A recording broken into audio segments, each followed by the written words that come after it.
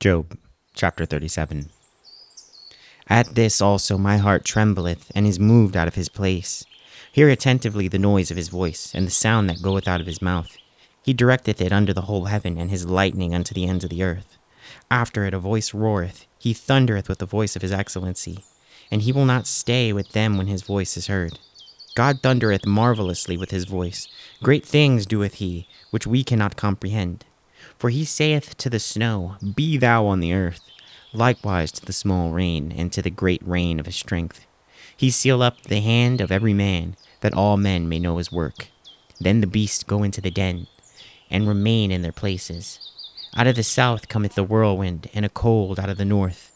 By the breath of God frost is given, and the breath of the waters is straitened. Also by watering he wearieth the thick cloud. He scattereth his bright cloud, and it is turned round about by his counsels, that they may do whatsoever he commanded them upon the face of the world and the earth. He causeth it to come, whether for correction, or for his land, or for mercy. Hearken unto this, O Job. Stand still and consider the wondrous works of God. Dost thou know when God disposed them, and caused the light of his cloud to shine? Dost thou know the balancings of the clouds, the wondrous works of him which is perfect in knowledge? How thy garments are warm when he quieteth the earth by the south wind?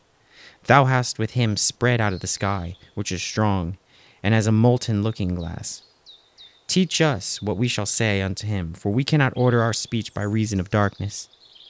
Shall it be told him that I speak?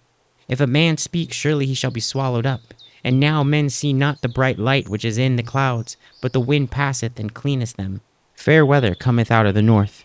With God is terrible majesty. Touching the Almighty, we cannot find him out. He is excellent in power, and in judgment, and in plenty of justice. He will not afflict. Men do therefore fear him. He respecteth not any that are wise of heart.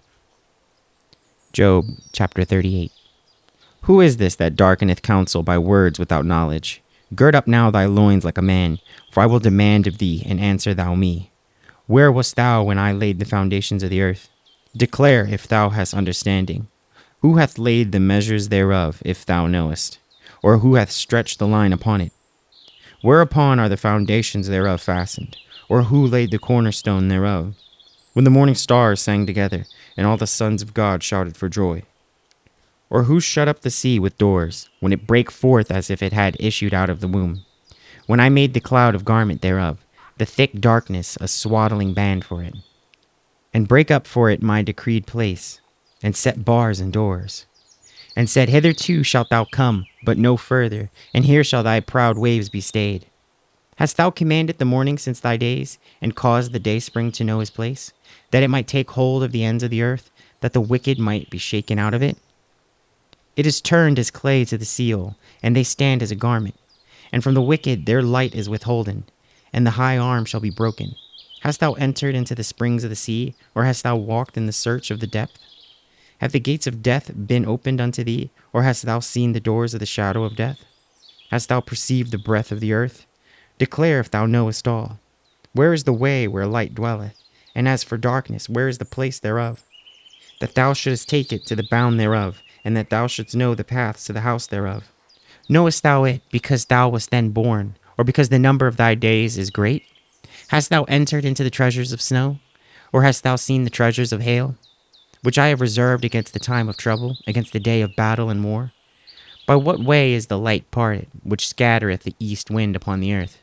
Who hath divided a watercourse for the overflowing of waters, or a way for the lightning of thunder? To cause it to rain on the earth, where no man is, on the wilderness, wherein there is no man, to satisfy the desolate and waste ground, and to cause the bud of the tender herb to spring forth. Hath the rain a father?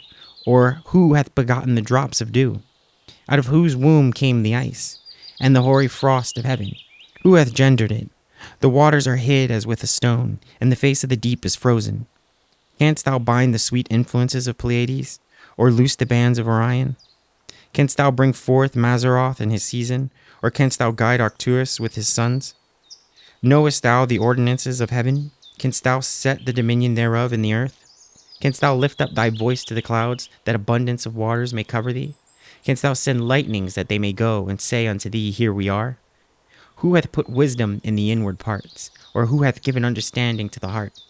Who can number the clouds in wisdom? Or who can stay the bottles of heaven?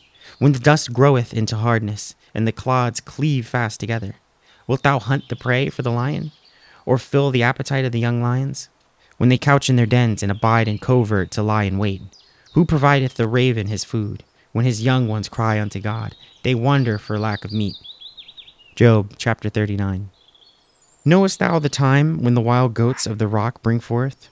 Or canst thou mark when the hinds do calve?